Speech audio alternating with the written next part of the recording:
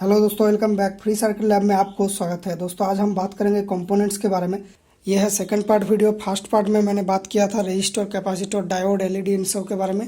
तो first part का link description में है, इसको देखने के बाद आप देख सकते हैं। इस वीडियो में हम बात करेंगे कुछ एडवांस कंपोनेंट के बारे में, ट्रांजिस्टर, मॉसफेट, ट्रायक, इस तरह के कुछ कंपोनेंट, और साथ में कुछ अदर्स कंपोनेंट का भी जानकारी दूंगा कि इलेक्ट्रॉनिक्स प्रोजेक्ट बनाने के लिए क्या क्या कंपोनेंट की ज़्यादा ज़रूरत पड़ती है। तो आइए इस वीडियो को शुरू करते हैं।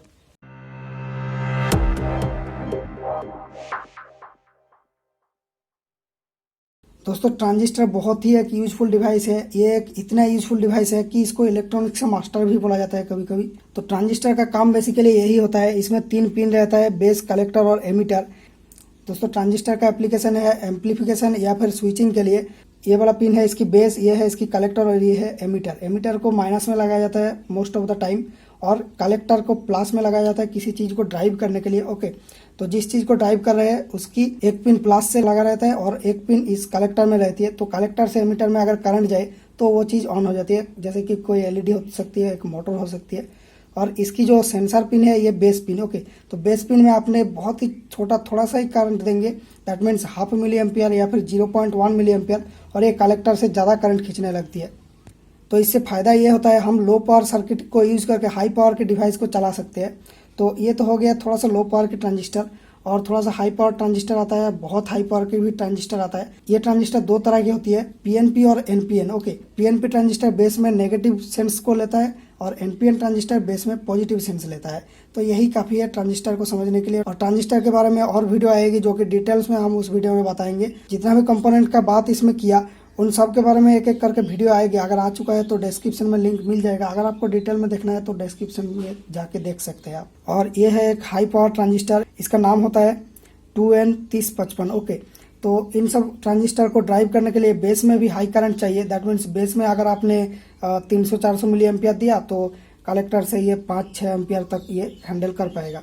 लेकिन बेस में जितना करंट आप देंगे वो भी थोड़ा सा हाई हो जा रहा है, तो उसको भी हमारा low power circuit, that means अगर इस तरह की छोटा छोटा सर्किट, वो इसको हैंडल नहीं कर पाएगा। तो इसलिए हमने एक और चीज़ बनाई जिसका नाम है मॉसफेट। ओके, इसका भी काम सेम ट्रांजिस्टर के तरह ही होता है, लेकिन इसका कैरेक्टरिस्टिक थोड़ा सा अलग है और ये थोड़ा सा और यूजफुल डिवाइस बन जाती है। ये छोटा पैकेज में बहुत ज़्यादा वाट की बनती है, इससे ज़्यादा वाट इसकी है, ये आप समझ सकते हैं। तो इसका जो है वोल्टेज ड्रॉप शॉर्टकी और नॉर्मल डायोड के तरह ही होता है। ये नॉर्मल डायोड के तरह वोल्टेज ड्रॉप देता है। इसका वोल्टेज ड्रॉप होता है 0.7 वोल्ट और इसका वोल्टेज ड्रॉप होता है 0.1 से 0.2 वोल्ट के बीच में। दैट मीन्स जितना कम वोल्टेज ये ड्रॉप करेगा उतना ही कम इसका हीट होगा, और इसका साइज उतना ही कम होगा जितना कम हीट होगा। ओके, ट्रांजिस्टर की जो पिन है इसका नाम है बेस, कलेक्टर, एमीटर, लेकिन इसका नाम होता है गेट, ड्रेन और सोर्स। ओके, तो बेसिकली ये 3 पिन उसकी 3 पिन से कोरिलेट करती है, और इसकी गेट में ये करंट नहीं लेता है, ये बस एक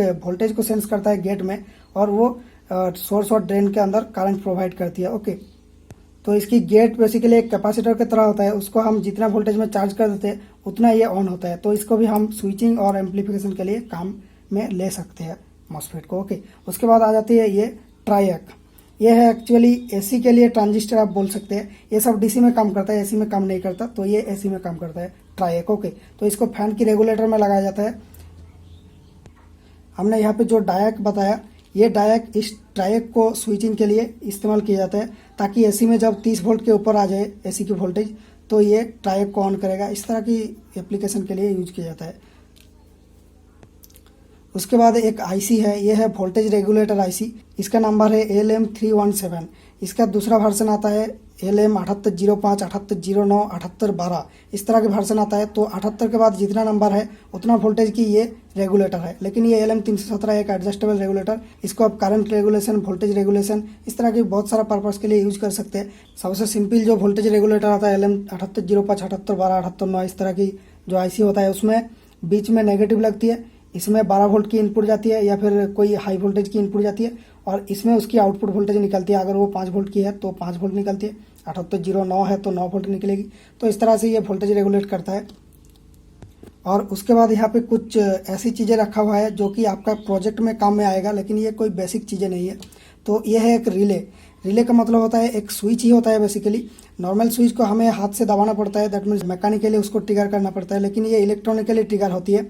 इसकी 2 पिन रहती है जिसमें एक इलेक्ट्रोमैग्नेट रहती है, एक कॉइल रहती है। तो इन दोनों पिन के बीच में हम अगर वोल्टेज दे दे, लो वोल्टेज, ये 6 वोल्ट की रिले है, तो अगर हम इन दोनों के बीच में 6 वोल्ट दे दे तो ये ऑन हो जाती है। और इसकी जो ये 3 पिन है इसके अंदर एक स्विच है, ये 2 स्विच है। अगर ये ऑफ है तो ये इसके साथ कनेक्टेड रहती है, और जब ये ऑन हो जाती है तो ये पिन इसके साथ कनेक्ट हो जाती है। तो इसको हम यूज़ कर सकते हैं कोई भी एसी की स्विचिंग के लिए, दैट मीन्स कोई भी एसी अप्लायंसेस हाई वोल्टेज की, उसको ऑन अप करने के लिए एक छोटा सा सर्किट देके, ठीक है। इस तरह के लो पावर की सर्किट से एक ट्रांजिस्टर देके पावर को थोड़ा सा एम्पलीफाई करके रिले को चलाया जाता है, और रिले से एसी वोल्टेज को या फिर एसी अप्लायंसेस को ऑन अप किया जाता है। उसके बाद आपके लिए है ये एक ऑसम डिवाइस। अगर आप बिगिनर है तो इसको लेके आप काम तो किया ही होगा। ये एक माइक है, हेडफोन के अंदर मिलता है या फिर फ़ोन के अंदर भी मिलता है। तो इसको लेके आप क्लैप सर्किट या फिर कोई ऐसा सर्किट जो कि साउंड से एक्टिव हो या फिर साउंड से कुछ काम करे, उसके अलावा आप इससे कोई माइक की सर्किट या फिर रिकॉर्डर सर्किट इन सब बना सकते हैं। तो इसका काम बेसिकली ये होता है, इसकी 2 पिन रहती है, इन दोनों पिन के बीच में एक सर्किट का यूज़ किया जाता है। तो वो यहाँ पे आ रहा है, तो उस सर्किट को यूज़ करके इसको अगर आपने लगा दिया तो इसके ऊपर आप साउंड करोगे तो वो साउंड की फ्रीक्वेंसी जनरेट करेगी। उसके बाद एक और बेसिक चीज़ें हैं जो कि है एक IR सेंसर। तो ये रिमोट सेंसिंग के लिए यूज़ किया जाता है। टीवी के अंदर, DVD या फिर कोई भी रिमोट से चलने वाली चीज़ें के अंदर ये IR सेंसर को लगाया जाता है। इसकी 3 पिन है, बीच में है नेगेटिव, इस साइड में है पॉजिटिव, और ये है इसके आउटपुट पिन सबसे लेफ्ट में। ओके, तो नेगेटिव पॉजिटिव में ये 3 वोल्ट से 5 वोल्ट तक ये सपोर्ट करता है। तो इसमें आपको वोल्टेज दे देना है। फिर अगर आप किसी भी रिमोट को इसके तरफ देके फायर करेंगे तो रिमोट की सिग्नल मिलते ही इसकी जो ये पिन है, ये पिन डाउन हो जाएगी, दैट मीन्स इसमें ग्राउंड मिल जाएगी। और जब रिमोट का सिग्नल नहीं रहेगा तो इसमें अप मिलेगी, that means voltage, high voltage मिलेगी। ओके, तो इस वोल्टेज को यूज करके थोड़ा सा एक सर्किट आप बना सकते हैं, रिमोट टेस्टर या फिर कोई रिमोट से चलने वाली चीज़ें वो सब बना सकते हैं, या फिर इन सब माइक्रो कंट्रोलर बोर्ड से इसको यूज करके प्रोग्राम करके आप कोई भी चीज़ें के लिए यूज कर सकते हैं आपके रिमोट कंट्रोल प्रोजेक्ट के लिए। उसके बाद रखा है एक फ्यूज। फ्यूज बहुत ही यूजफुल डिवाइस है। ये बहुत ही बेसिक डिवाइस है लेकिन बहुत ही यूजफुल है। जहाँ आपको ज़्यादा करंट नहीं चाहिए, यानी कोई भी चीज़ें अगर शॉर्ट हो जाए, जैसे कि ये मॉसफेट वगैरह, ट्रांजिस्टर वगैरह, ये सब शॉर्ट हो सकता है कभी भी। तो काम करते करते अगर ये फेल हो गया, शॉर्ट हो गया, तो ये आपका सर्किट को जला सकता है, फायरिंग हो सकती है सर्किट में। लेकिन ये फ्यूज एक ऐसा डिवाइस होता है जो खुद जल के सर्किट को काट कर देती है और सर्किट को बचा लेता है। और ये है एक बहुत ही ऑसम डिवाइस। और एक इसका नाम है PC817, इसको ऑप्टो कपलर बोला जाता है। तो ये भी रिले के तरह ही थोड़ा सा होता है। तो इसके अंदर कोई भी इलेक्ट्रिकल कनेक्शन नहीं है, जैसे कि रिले में भी है। इन तीनों पिन जो हाई वोल्टेज के इस्तेमाल किया जाता है, इन तीनों पिन के बीच में, और ये 2 जो लो वोल्टेज की सप्लाई पिन, इन दोनों के बीच में कोई भी इलेक्ट्रिकल कनेक्शन नहीं रहता है। बस मैग्नेटिकली इलेक्ट्रोमैग्नेट बनती है और स्विच को ये ट्रिगर करती है। लेकिन इसके अंदर भी थोड़ा सा सेम वही प्रोसेस है। इसके अंदर इस तरफ लो वोल्टेज साइड और इस तरफ हाई वोल्टेज साइड आप बोल सकते हैं। तो लो वोल्टेज साइड में एक LED है, हाई वोल्टेज साइड में एक LDR जैसा चीज़ है जो कि एक फोटो ट्रांजिस्टर बोला जाता है उसको। तो ये LED को अगर आपने जला दिए तो वो फोटो ट्रांजिस्टर ऑन हो जाती है। तो अगर इन दोनों में आप वोल्टेज दे दिए तो इन दोनों कनेक्ट हो जाती है आपस में। ओके, लेकिन इसके अंदर कोई भी इलेक्ट्रिकल कनेक्शन नहीं रहती है। तो आप इस तरफ कोई छोटा लो पावर की या फिर सेंसिटिव डिवाइस दे के इस तरफ को हैंडल कर सकते हैं, और इस तरफ अपने बहुत ही ज़्यादा हाई वोल्टेज को यूज कर सकते हैं।